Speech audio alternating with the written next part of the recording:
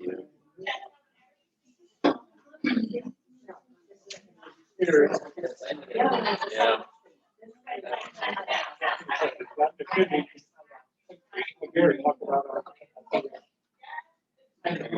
I know we got clicker now.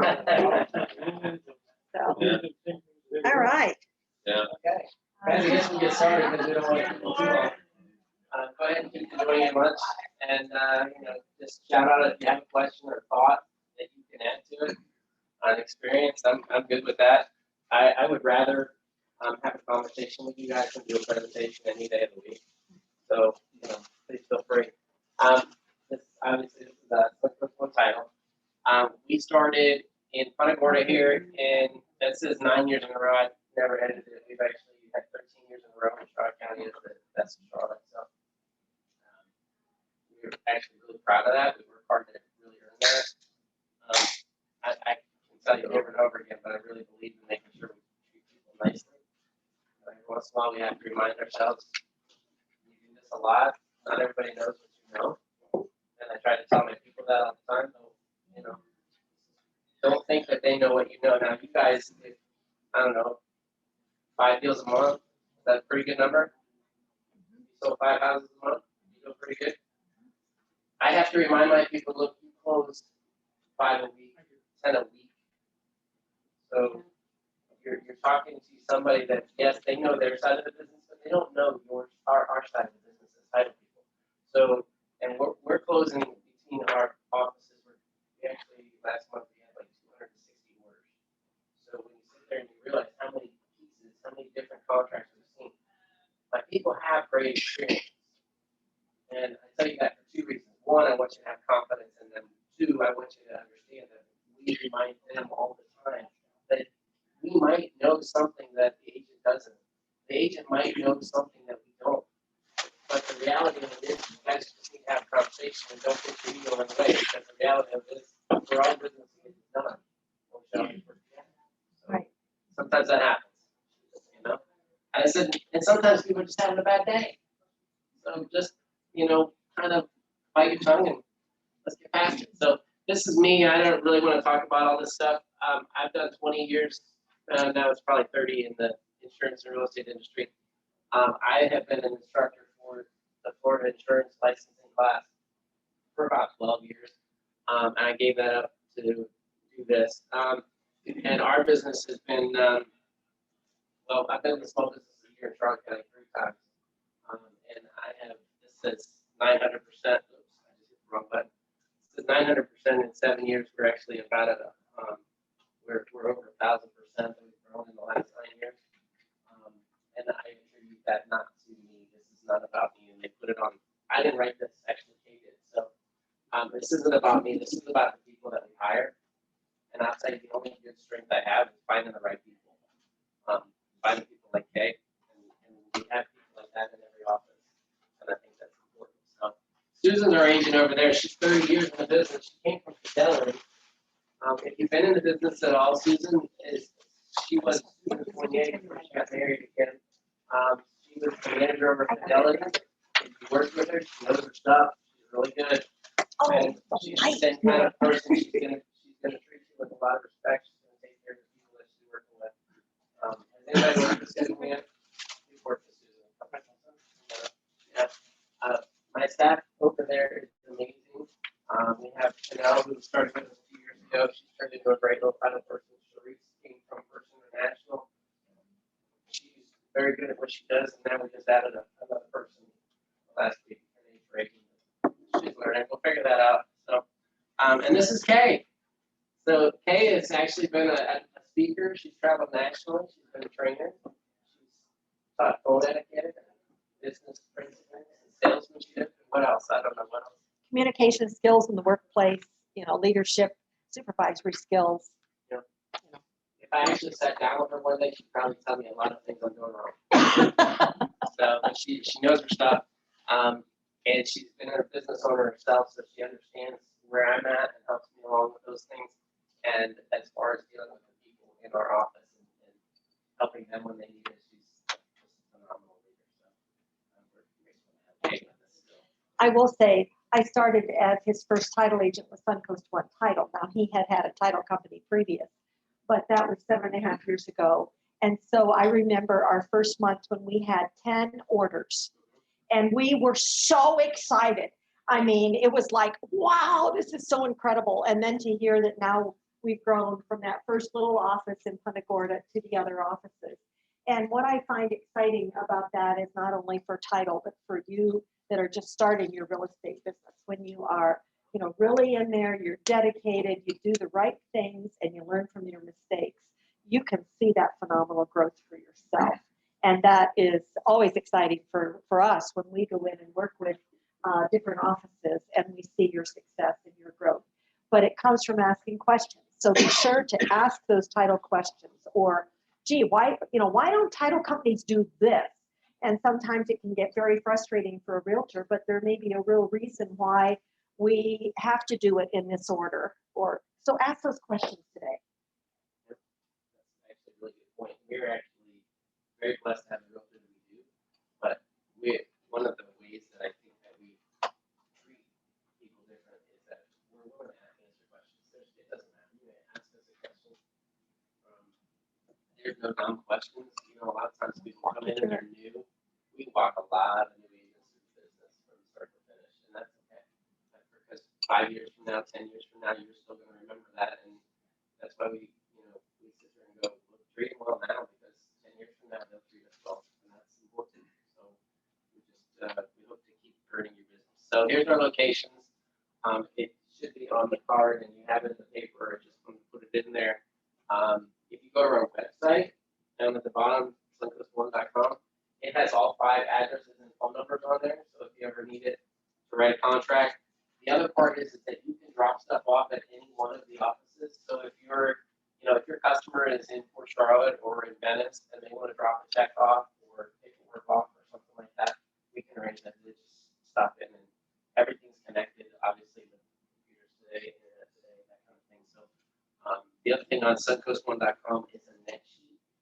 If you haven't figured out a net sheet yet, basically it tells you here's the sales price, here's all the expenses, here's what the title company's going to charge me, and here's the bottom line. And the nice part now is we have the comparison up. The comparison is you can see 2 offers and plug them into the same sheet. So you can say, okay, this one's paying title, but this one's $5,000 more of an offer. Which do you want? And you get to show them what the net is after commissions and everything else. Do all paperwork, and they can say, okay, now I'm educated, not to make my own decision. So, Excuse me, is it a downloadable sheet? Like if we build everything up, we can just download it? it's actually live on your phone. You can actually add it to your phone, or it's on the internet, but it's a mobile app. All you have to do is once you have to enter in your information, because what it's going to do is it's going to come from your email address. So if you email it to a customer, so you put in your own email, your own password, and you save it. And once you save that profile for you, it's the login information, and that stuff is private to you. I don't, in other words, nobody else can get in and see if you ran. But you can print from it, you can email from it, you can save it. So then we get to the closing table, and at the end, when we say, okay, review your settlement statement, and you look at it and go, wait a minute, this looks off. You can look back at what you saved and compare it to what we gave you. Say, okay, why is it different? Why is it different? So, yeah, it's pretty powerful, and then the comparison tool now I think is really great for submitting multiple offers. Okay, so here you go. Congratulations, you've got a title order. Of course, you're going to put Suncoast 1 right there on the title company line. Okay. So when you write a contract, obviously, and I think everybody's at different levels in here, right? Some are new, some are. Okay. So when you get to the title line and it says, who's your escrow company? Yes. Can I have you speak a little bit louder or over here? Oh my Because the gosh. microphone's in the computer. And they're having trouble hearing. I'm on video again. I'm sorry. Sorry. I keep forgetting that part. This whole Zoom thing is new to me. Okay, so when you place your order, though, the biggest thing is on that contract. A big part of it that you're going to get into debate with agents on is it says this is who's got escrow and who's holding it, right? And then the other agent gets mad and says that's not our title company. And then what the real answer is no, that's the escrow company that's got the escrow until we figure out who the title company is and we have an actual contract. So in other words, your escrow company doesn't have to be your title company. You can submit the escrow and hold it until you get it under contract, until the title process is started and things like that. So we will hold the escrow for you until you get into the process of closing. So some agents are getting hung up on that part. That you look confused by that. My only question was this, if they end up going with a different title company, We just transfer it to them. is there a cost? No, we just wire it over to them. Just when you send it to us, we would like the first page of the contract and the actual check, so that we know that we have identified whose money it is. And then if we work with other title companies all the time, and they'll say, hey, you have our money in escrow. Yeah, great, we wire it over to you. It's done. Obviously, for us, our hope is that sometimes that'll stick. But also, it's a service to the people that we work with on a regular basis. The biggest thing is that we want to take care of our agent partners. But some people get in that. Have you ever gotten that debate though, where they go, "Wait, that's not our title company." That's not what that designates, is it? It designates the escrow agent, and there's a big difference. Okay. All right, so basically, we're going to go through how to get this process done. You have a contract, and we're going to go through all of that stuff. But we don't require a title order form. You don't have to fill that stuff out, okay? But it's helpful. The thing is you can send us the contract and say, hey, I got a new contract. But you know what? There's a few things that we need to know to make this work. And some of them are in the contract, and we're smart enough to read contracts. That's what we do for a living. So you don't have to go and fill out a page or 2 pages worth of paperwork to get it started. Have you ever had that where you go with the title company and they're like, we haven't touched it. You haven't sent us that form. Yeah. What do you mean you haven't touched it? No, it comes in and we start working on it right away. Now you might get a phone call from us and say, hey, by the way, we need to know like your buyer's email address, or we need to know your commission percentage, or do you have a broker fee, or do you have a processing fee? What else do I need to know that's not in the contract? Okay. So some of it's contact information. We might even need you to give us the contact information for the other agent, because we might not have it on file. But if you have this stuff, send it to us in the email. You can say flat out, okay, here's the buyer's and buyer or seller's phone number, email address, etc. And here's the other agent's information. Here's the contact information. From there, we're just going to run with it. If you have some of this stuff and you've gone through all those questions with your customer, and then we ask them again, they might get a little frustrated. So if you have it, I'd say give it to us. But if you don't have it, that's okay. We're going to ask them for it. And we're okay doing that. We want you to go on and sell another property. We don't need you to do our paperwork for us. And we don't need a page or 2 full of forms. You already spent enough time writing the darn contract, didn't you? Because that's easy, right? Yeah. Getting the contract back and forth. So basically, these are some of the things that we're going to need. Property address, zip code, that stuff. That's all in the contract. Closing date, commissions, legal name, address, phone number. Then we go down.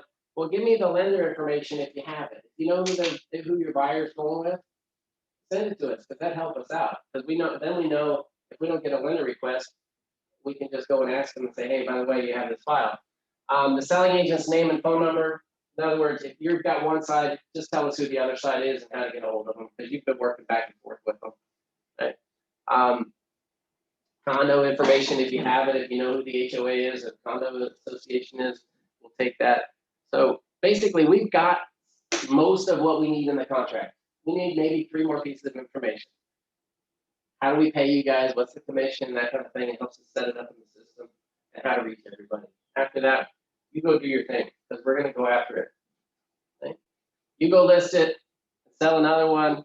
We're going to go from there. We're going to review the contract in the first day. Every time we get a contract, first day, we review it. Make sure it's got everything we need. We take the escrow deposit. Now, we don't chase escrow deposits. That you have to make sure the escrow deposit gets there. Okay? It's your responsibility as the agent to make sure that your customer knows that they have to put down a deposit, and they need to make it to us, not to the seller. We had that yesterday. Agent said, no, they just wrote the check to this. Like, he did what? So yeah, you have to make it payable to us, or get us a wire. And we Well- do not take cash. Yes, we don't take cash. I say that because we had a little lady walk in one time with $151,000 in her purse. Yeah. And she said, now I'm putting a contract on such and such. And my agent said I needed to bring the money over. And I said, the money for the whole thing? I mean, I was just like, we'd never had that happen. So, you know, we couldn't take it. We could not take that money. So, even if it's a $3,000 escrow deposit, they can wire it in, or we can take a check, but don't have them bring a wad of money. And part of that is obviously, there's some homeland security stuff. Yeah. I don't think the little lady was a gun runner, But but, the other part is we want to document it. We want to make sure that, you have a record of the cashier's check or the wire and things like that. So your customer has a record. Okay. So we're gonna contact both sides. We say one day, lately it's been maybe 3 because we're a little bit buried. I don't know about you guys, but we're busy. So, but we try to get everybody on the phone in the first day if we can. In Englewood, we've been fairly successful at it, but 2 days might happen. Then we're gonna ask your seller if they have a prior owner's policy. Anybody know why we do that? It could save your buyer some money. Okay. So we ask every time, because you might get a reissue credit, you might get a discount on the search, but it's gonna make sure that we have a good clear chain of title too. Okay? And then we order the search. This is all happening in the first couple of days, and we're doing it off of your contract. So don't worry. My point is, don't worry about that form. Okay? What's the title commitment? This is what we're. You know what? This is.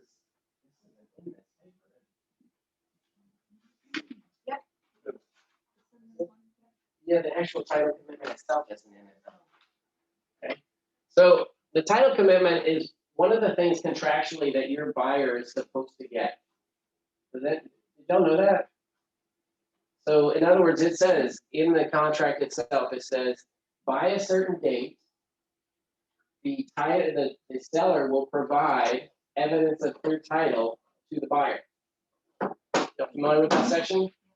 Okay. How many of you ever seen one? Okay. So the fact is that if you want to see the title commitment, the buyer wants to see the title commitment, that's okay. Because what we'll do is we'll send it to you and we'll show you the things that need to get done.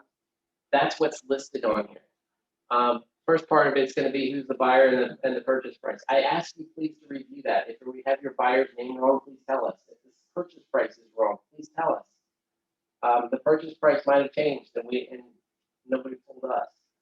You do an addendum to a contract, please send us the addendum. We need to know those things. Okay, that's a big piece. Especially your newer agents, they forget that we don't take the contract today and then we close on the last day. We do a lot of work in between.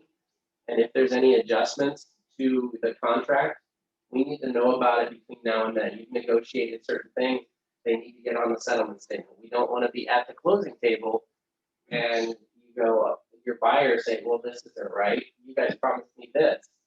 And we go, we didn't know about it. Well, we'll fix it. That is not only extra work at the table, but it's embarrassing to us. It's embarrassing to you, that kind of thing. We don't want to make anybody look bad, so we want to keep all the pieces together. Every piece of information, always send it to us. And I will tell you, even if the other agent says they're going to send it to us, you send it to us too, because we're not going to get mad about getting it twice. But it is frustrating that if we don't get it at least once. So this is going to talk about who the lender and the loan amount is, if there's a loan on it, okay, or it'll say cash, who's entitled to property. And this is basically a 2-page document that we get, and it has all of the information on it, okay. This is from the title carrier that's going to write the insurance policy. These are the things that are happening behind the scenes that you guys don't really see, but these are the pieces that we have to make sure we review. The legal description, we got to match it to the contract. You might want to check it for us, right? These are just little things in the business that are details. If you're a detail person, these are the pieces to look at. Okay, B1, this is our side. This is the list of all of the work that we have to do. Okay, so there's two sections. There's the first part we just talked about, just has the details of the property, but the schedule B1 says, okay, Kay gets it, she's the title agent, and it says, look, you have to make sure that this mortgage is paid off. You have to have a deed that says, these are the people that are gonna be on the deed. Here's the people that have to sign off on it. When we talk about chain of title, the chain of title in the history of the property is basically, we're looking back 30 years. The root title, right? 30 or 40? 30. Okay. So, it's funny because somebody said 40 the other day, and I went, wait a minute, am I got this wrong all the time? But basically, we're looking at all of the people that have transferred these properties over time and whether those deeds were all done correctly. Because if there's an erroneous deed in the history of it, we have to go back and correct that error from 5, 10, 15, 20 years ago. So if we had somebody that didn't sign off on it on the last deed, or the deed before that, or the deed before that, we have to go in and find those people and make sure we get them to sign off on it. So that's why when I was in here earlier, I said, if you hear the words, my Death. brother, my brother gave it to me, Uncle Bobby left it to me, somebody died, trust, It's an estate. and it's a estate. Oh, they've got a life estate. Oh, okay, well, Yeah. we need, we'll So, find that out. anytime you hear anything that's just a little bit different about the history of the property, if they just bought it and then the title company did it 90% of the time, they should be right. Unless it's something one that's 100% of the time, they'll be right. Can I just say Yeah. one thing? If you know that somebody died, tell us. Because it's really difficult if you go into property records and it says the property is owned by Harold and Mary Smith. And so you write up the contract based on the property, appraiser thing, and we get it. And so, but what you didn't mention is that, Harold died a month ago, and so now Mary has put it on the market. Well, you're all wrapped up with Mary and making sure Mary is, getting through this process, and you care so much about Mary, but you kind of forgot to tell us that he died. And so we get the order, and we're calling Mary, hi, Mary, and we say, now, we will need Harold to sign, as well. And there's this big pause, and he's dead. He died a month ago, and we're going, why didn't somebody tell us? You will be surprised. That has happened to me many times, not many, but at least 4 or 5 times in my experience. And It's a hard moment. It's Let's a say hard that. Let's just moment. say that. Yeah. And you'd think that it wouldn't have happened, but you're so wrapped up as a realtor in what you're trying to do. There may be just little pieces like that you forget to mention. And if you know it, please let us know. Little things like that really make a difference. So That and the other thing is, like, sometimes, I don't know, the daughter or the son or the niece or the nephew is helping them through the process. Giving us that contact information will also help. Now, I will tell you, we're going to talk to both the parent and the person that's helping them through the process. We're not just going to let somebody sell their mom's property. Even if they have a power of attorney, we're going to get them on the phone. We have to verify that they know that they're selling their property, those types of things, just to prevent fraud, senior abuse and things like that.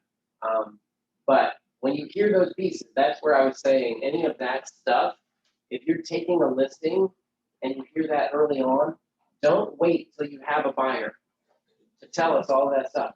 Send it to us and say, hey, just can you do this a research on it? I'm concerned because they mentioned a quitclaim deed. Or they mentioned a trust, or they mentioned, somebody died. You did the presentation last time, 2 weeks ago, that deed, did we show the deed, no, we didn't do the dirty okay. deeds. So I have another presentation, and it's called Dirty Deeds Done Dirt Cheap. And it is actually a deed that was prepared by an attorney. It was a quitclaim deed. It's on. He did it for his family. Yeah. And it was all wrong. Everything on it was wrong. And then his father died. And then he called me and said, Kevin, can you help me out with this? And I'm like, who did this? This is horrible. He goes, oh man, I did it. I'm sorry. But just because you have a law degree doesn't mean you understand real estate. So he, if I have problems, if I had like a criminal problem, I would call him. If he's got a title problem, he's calling me.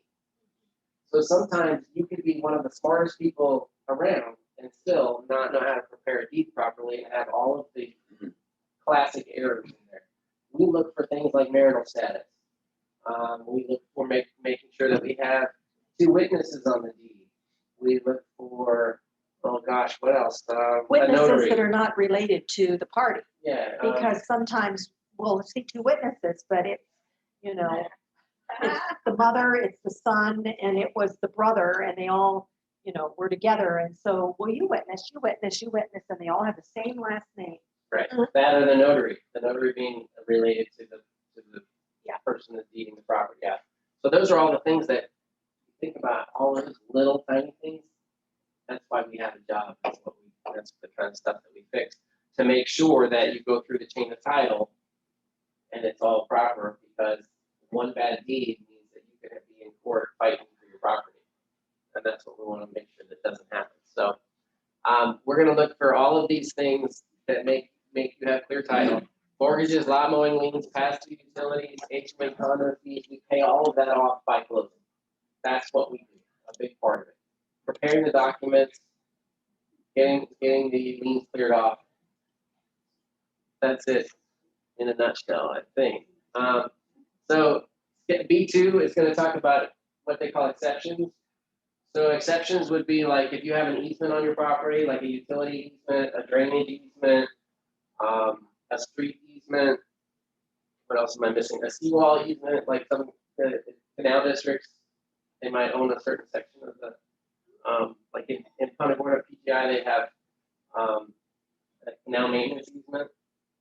So any of that, those are considered an easement and an exception of the policy. In other words, we can't protect you if FPL, if you build something across FPL's easement, that's going to be on you. Eminent domain issues, zoning variances, and taxes. So those are the things that are going to be left off of there. What's going on behind the scenes, what we're doing for you as a title agent. These are the things that realtors don't see usually. We review all the requirements. We release the commitment to the realtors. That's we should be sending it to you guys. If we're not, let me know, because we should be. And if you want to see them, we'll always release them. We order all the lien searches, all the payoffs for the mortgage, the payoffs for the HOAs, the payoffs and the estoppels for the condo associations. We'll order your survey for you. Not every title company will do that. We would prefer to do that. If your buyer is getting a mortgage, we want to do the survey order. One, we get a better deal than you do, because we are doing 250 deals a month. So our surveyors like us because they're getting 80 or 90 orders from us every month. So we get a good deal on it, and I have a cancellation allowance.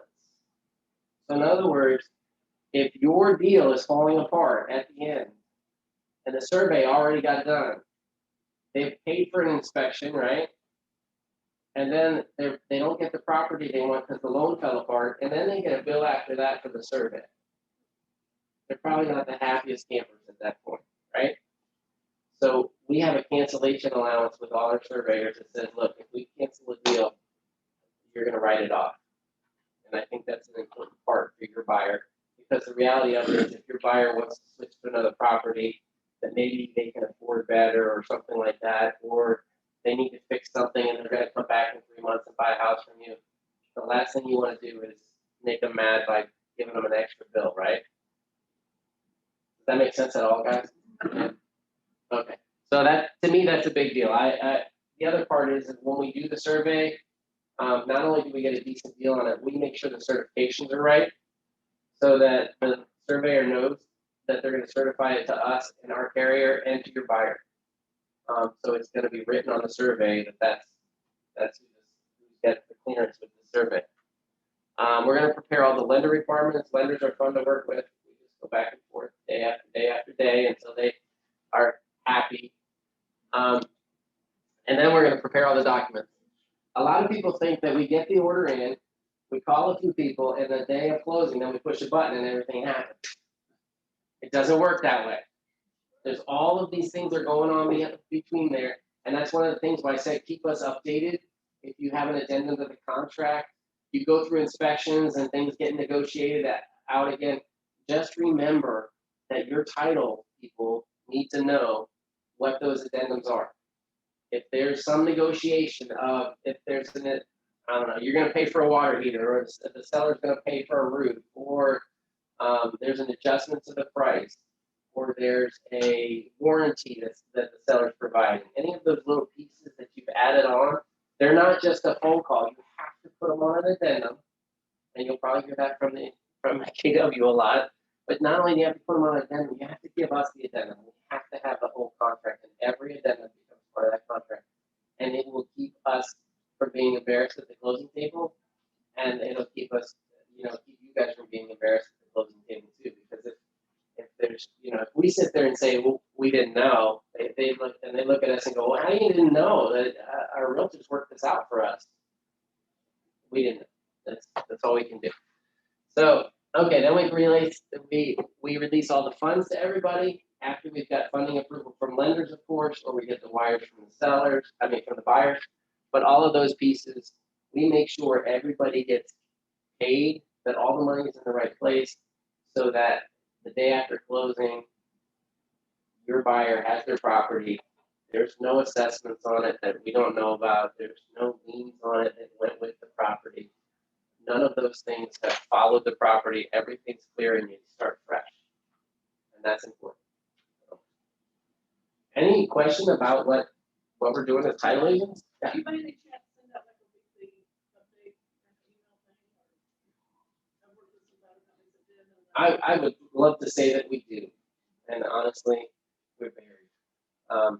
So as every time something happens, we're going to tell you about it. I wish I could say, we could call you and say, nothing new is happening. Have a great weekend. That would be ideal. Unfortunately, we don't have enough staff to do it. Yeah. But everything that is going on, you should have on a record. The other piece I will tell you is we actually have a unique piece where we have a portal. If you sign up for the portal, you can look at everything, every document that came in on your property. Title commitment, the lender's request, the survey, all of those pieces. so if I have 10 files. It'll show all 10 of them. They're separated. Yep, you can click on them by address, and you know what? You can look at them from a year from now. Once it doesn't matter. You can keep going at it. So if all you gotta do is tell them you want to be in the portal, and they'll sign you up for it, and it'll show you the history of every property we've closed for you. Okay. So a year from now, your customer calls you and says, "Hey, how do I get my survey?" You can either send them to us, and we'll give them their survey, or you can say, "You know what? I can get that for you. No worries." So can I have an attorney be, those files too? An attorney, like, Like if I have an attorney that works with these properties, can he have access to that portal or not? tell me how the attorney is related to the transaction. Say for instance, I have an investor Uh-huh. and he's always. willing So to he's go, the investor's whatever. attorney? Yeah, Yes, as long as the investor is telling us that, Okay. that they can be a part of it, absolutely. It's, it's a privacy issue, and that's why I'm Sure, asking, I I'm know like, that. okay, so, yeah, and he would be the first to tell me that. So. yes, okay, so yes, as long as the investor says, let them look at my You file. can see those files and not my other files, because I don't want him to know what I'm doing. We could probably create his own login for him, I would imagine. As long as we list him on the file, I believe we can create a login for him. Thank you. Yep, absolutely. Here's what we really do. A lot of detective work. We're tracking things down from 20, 30 years ago sometimes.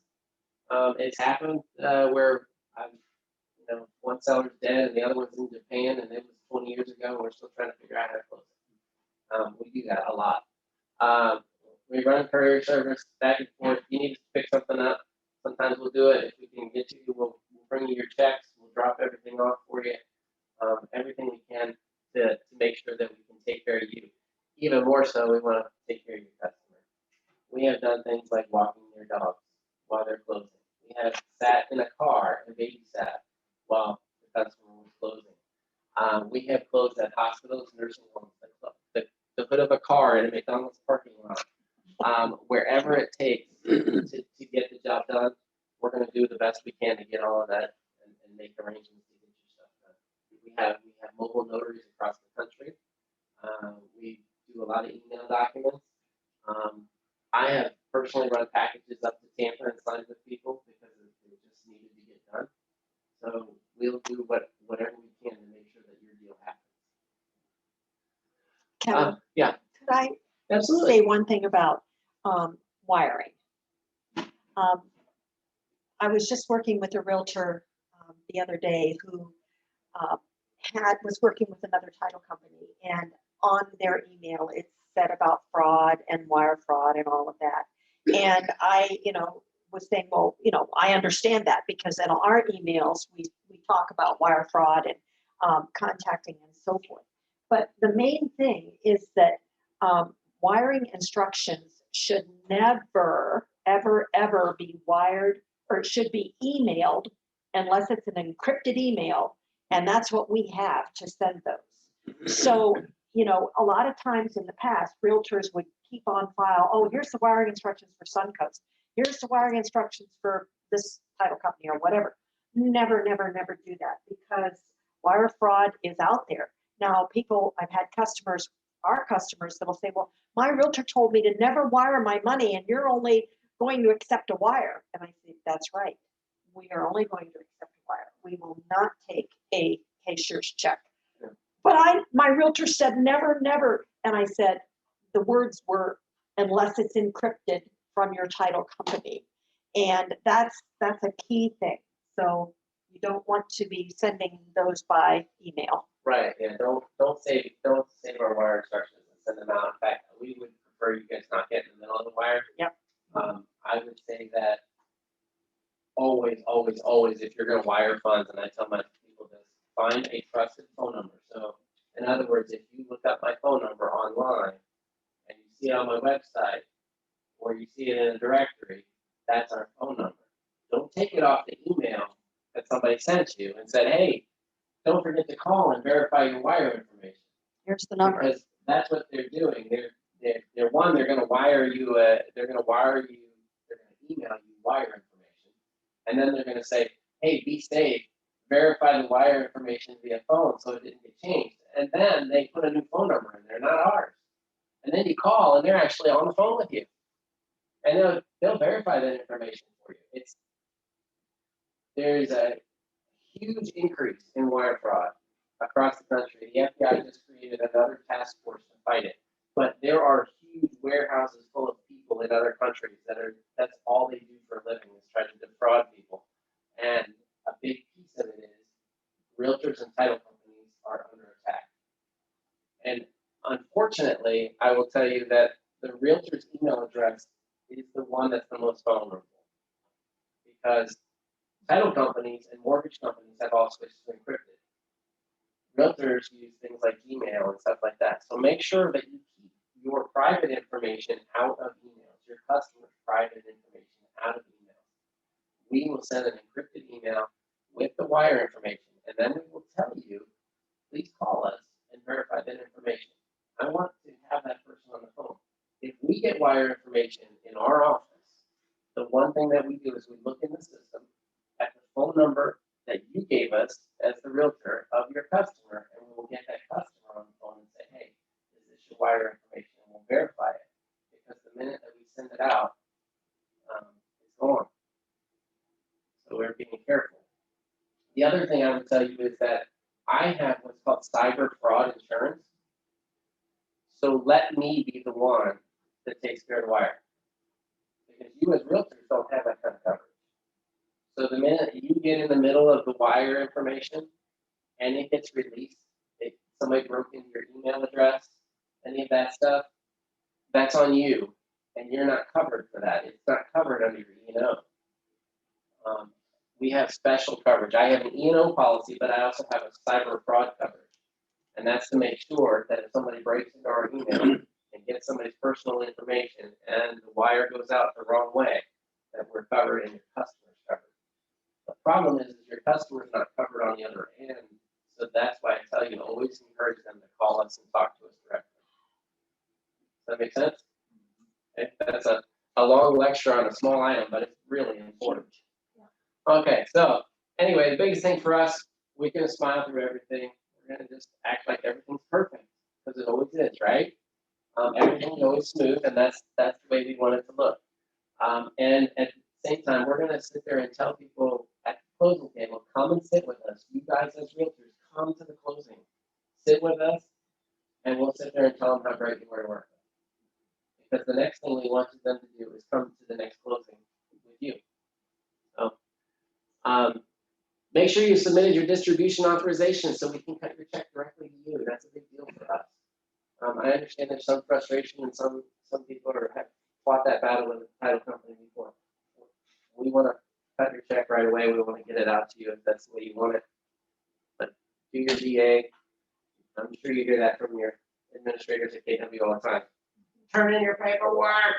No, do it on command. Oh, that's right. Do it on There's a command now. command, That's everything's on you know. command, right? And if you don't know how to do that because you're so new, work with your, your broker here to work right here with Blake. He'll make sure that you get that offer in. I thought Kay was going to say, Commission talk to stuff. her. She'll show you how to do No, it. well, actually, I do know. I know you command. do. That's right. So, yeah, there's no green sheets anymore. So, Right. Yeah. Green sheet's bad word. that's it. So, Review and the by- settlement statement. This is important. Okay. We are going to email you the settlement statement. We're going to say, please review this. And I know you're going to look at the commission line to make sure that's right. But what I want you to do is I want you to look at the other pieces. Did we get your people's name right? Because you know what? Sometimes we do a bad thing or something, or there's a typo. That happens.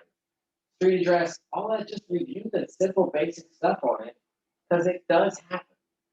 On top of it though, if there is an HOA that you know about, if there is a home warranty being provided, if you have negotiated anything else, if the price has changed, if there's a seller credit, who's paying title? Is it on the right side?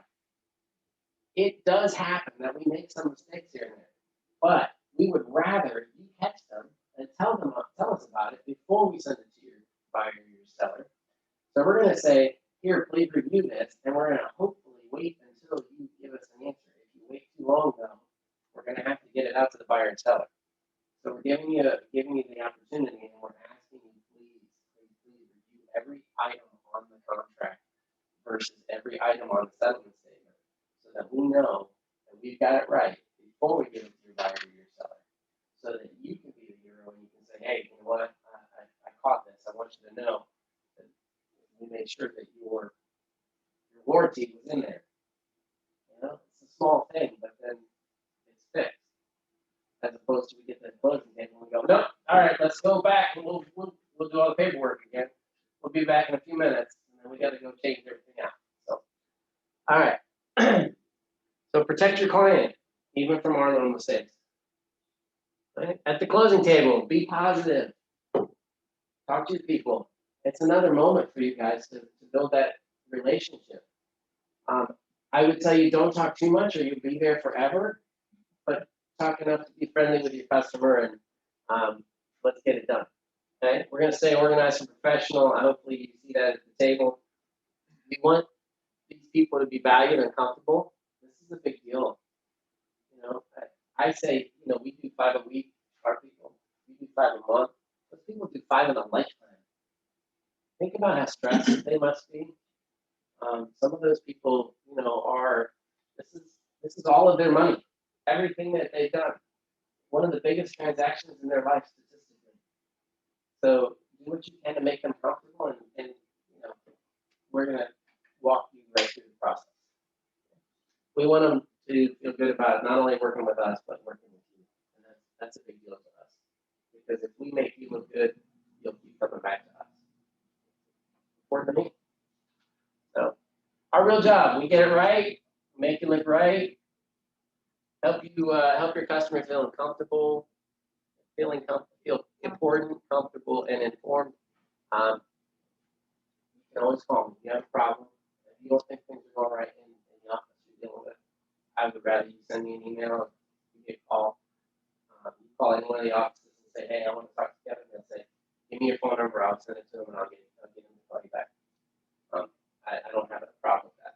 I will tell you, don't give out my cell number, because between Sarasota and Charlotte, all the 5 offices we're in, there are 12,000 agents. And so I try to limit those calls that come at 11 o'clock on Sunday night. But call me, I will always call you back. Always. So, and I want to know if you're having any problems. We are your resource. We always want those questions. If there's a question about something you're working on, please feel free. All of my people will jump on it and they have no problem answering it. So we're here to help you. And I think that's it. What else do you want to know?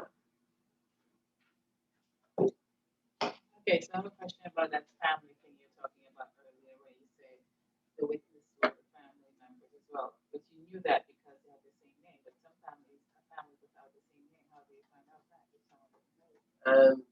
Sometimes you don't. You're hoping that you're figuring all of that stuff out, but you don't always know. You know, if your cousin was your witness, they have a different last name, yeah, sometimes it's hard. Can it be challenged in court? Absolutely. You know what? That's what your title insurance is for too, though. So if the deed is challenged because it's fraudulent, that's where title comes in and they defend that. They'll defend that process. But yes, you're right. It could happen. Well, Question specific to me, but maybe someone else wants to hear the answer. But Sure. I'm scheduled for my first closing this coming Friday. It's with a title company. I represent the seller or the owner of the property. They're not going to be there. They filled it off paper in advance. okay. Should I be going to that? If they've already signed everything, there's nothing necessary. And will the title company ask me for wire information to pay you, or how does that work? I'm going to tell you, I don't know. It depends on the title company. I would say if you want to wire, you could request it. Whether they will do that or not is The alternative is they would send me a check, correct. or would I be able to pick it up that day? Yeah. You as an agent cannot be paid by the title company directly unless there is a DA. Right, It always has to so go to there's going to be a broker. payment for me if there's a DA, and also a check for payment. I was going with assumed that they were doing that. Sorry, Yeah, well, yeah. I'm just trying to make it perfectly clear. That's my question. If I'm not going there and picking up a check to the broker and to myself, how are we getting I would say that you need to talk to them. that? Okay, And- that was and my that's- plan. I yeah. was going to ask them the stupid question. And, you know, and it's not, because for us, every agent's different, you know, and so some of them, we actually do wires for them because that's the way they want it. But some of them, they would rather get their paperwork, the check, all of that stuff together, and that's okay too. Yep. Yeah. I can tell you anything you want to know about title. What's the burning question? No? Send us the contract and we can take you and walk you through all the steps is the real answer. So that's the, you know, and again, if you have any questions, seriously, we've seen so many contracts with so many different angles. When you see as many contracts as we do, these people really know their stuff. So if you have a question about how things work or what else we need, feel free to ask them. There's a wealth of knowledge here. You know, Sue in our office here in England, 30 years of it, and doing hundreds of them, several hundred of them a year. That's a lot of contracts to go through. So she really knows her job. We have a class called Customer Experience, and one of the things we talk about in there is the team that you work with. So your title company is part of that team. You need to ask yourself, how do you want to be represented in that area? Now, they went over several different things that checked off my list, or they make my client comfortable. They would even be willing to walk my client's dog. That's pretty cool. We've done it. They're willing to watch kids while closings happen. That's good to me. I would work with them. Actually, my clients that I work with, I do go to Suncoast one. Thank you. That's who I choose. So, And I customer Do it show experience. as well? Pardon? So you would do, I guess, all digital closing as well? Yes, we have remote online notaries as a system, and yeah, we can do it. It's a company called Notarized. I would tell you we're not having a lot of people that have jumped on the bandwagon with it as a customer, which is interesting to me as we went through COVID and stuff like that. We still had people go, no, just send me a notary. They don't want to leave their house, but they're okay sending a notary into their house. Okay, well, that's fine too. But it's basically, it's a digital platform. It's approved with the state of Florida. It's approved with our carriers. They put a notary on one camera, your customers on another camera. The only thing I will tell you that they need to know is even if they're doing remote online notary, they need to have witnesses. So they need to at least bring one witness because you need 2 witnesses on the deed, and the notary can be one of them. But you need to provide a witness. So that's the other part of it that makes it a little challenging. A witness that's not a spouse and. Right, exactly. So but yes, we can do remote online notary. We send a lot of documents via email. And a lot of people get their stuff notarized. Yes, and it's all encrypted. Absolutely. How often should agents hear from you or reach out to you? Anytime you're thinking that you don't know enough about a process, call us right away. If you think you need to know more about what's going on, then you know what? You might be that agent that wants to hear every 3 days. You might be that one that knows in 3 weeks we're going to get this done. Hopefully, eventually, we are that team member for you that you trust that you know in 3 weeks it's going to be done. You should have heard it from us in the first few days, and then you should hear from us when there's something going on in the middle. But if you're a little more nervous about that, or you want to get to know us a little bit better and know more about the process, call us all the time. We're not touchy. Is that a good answer? And that doesn't matter if the buyer or the seller decided on who the title company was. Both realtors have the same access to the title company. Oh, absolutely. Yes, absolutely. Yes. In fact, we want to hear from both sides. Like I said, a big part to me is if you think the other agent is going to send us something or tell us something, don't trust that.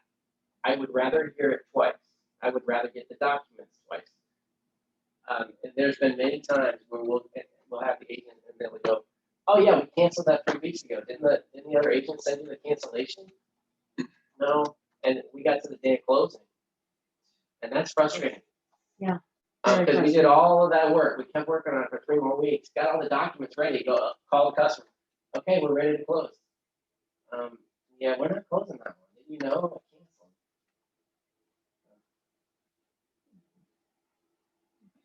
I canceled. We've had that happen. And we've had it happen when we'd already sent documents out because the realtor did not approve anything, never responded. And so we sent documents to California, had the costs of the shipping, all of that, plus the labor of all the processing and the title people throughout the whole 3-week period of time. And it was a little disappointing, when those kinds of things happen. And you would think like, so you have the seller, but you would think that you got your people to sign off on the cancellation. The buyer probably wants their escrow money back, so you're assuming that they sent the cancellation to the title company to get their money back. And 3 weeks later, we're still sitting on the money thinking it's closing because nobody's asked for the money back. Yeah. So that's why I say send us everything twice. We're good with that. We would rather be informed and have it right at the end than to worry about, I'm not going to say, look, you already told me that. We want to figure that. What else? Anything else? Good So question. the title company, the buyer's agent, is that normally who picks the title company, or I is will it tell you, just- first of all, an agent legally never picks. So It's it's the technical answer. The How does it reality work? of it is, your buyer and your seller it's a negotiable item. In this area, it seems like the buyer directs title more often than the seller. Is that correct? It's negotiable. It is very negotiable. And it's interesting because in Charlotte County, the seller usually, more often than not, picks. Sarasota County, the buyer more often than not picks. But it is a negotiable thing, so it's who's picking and paying title is in the contract. And I would tell you, as an agent especially, if you want the best experience for your customer, get your customer to pick and pay title. Use that cost as a negotiation tool. Because in the end, I can't tell you any other way except for the fact that the title company you close with, they're going to blame you anyway. That your customer, if they have a bad experience with the title company, it's going to reflect on you. So if you have the ability to actually control it and say, look, I'm really comfortable with this team over here.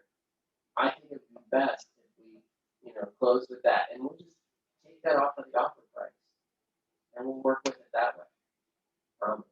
The more you can do that, the better experience you're going to have. Like you said, you get the group that's on your team that you're used to working with, then there's no surprises for you. There's no bad attitude for you. It just goes smoother. So, but it's fully negotiable. Are you doing mostly buyers or sellers? I'm new. I'm not You're new. You don't know. Okay. That's why I'm asking. Well, and so as a buyer's, if you're the buyer's agent, you are typically making the offer. So you can build it into the contract. There's a whole section in there on who's picking and paying title, and you can utilize that. What else? Good questions. Really good questions. And that's also true when you're working with lenders that you know. And of course, title and lending, we work together, to get that deal done.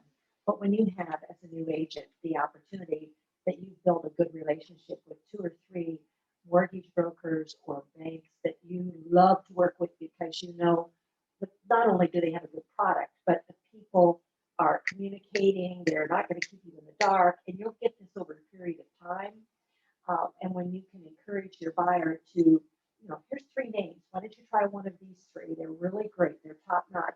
Rather than the buyer coming in from Minnesota that says, I'm going to get my loan. I've kind of gone on the internet, and there's this little bank up in Minnesota that is going to give me, an 1/8 of a point less than what I've seen advertised down here in Florida. And you're going, And you hold your breath and hoping it's a good one. and you're just hoping that it will close. There are some lenders that'll be easier to work with than others, and Right. you'll start to get a feel for it Right. as you get more experience. And you'll find that with your buyers, you'll be like, okay, look, we're gonna submit an offer. You need a pre-approval letter. Here's a guy I work with. He gets your pre-approval letter. He'll have it to you in a couple hours. Give him a call. You give suggestions and the company can tell them, because then when they choose that one and something goes wrong, they say, you told me to go that one. Well, Yeah, if you've got, that's why 2 or 3, That's why you better have the one that never fails you. That's Yeah, but even though you have one that deals with other people that don't have a different personality. Yeah, so, they do. They do. that's true too.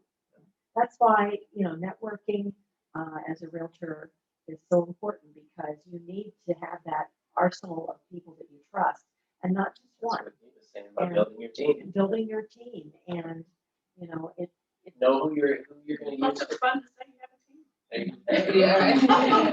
Oh, the whole team that works for me. that's right. We did great work.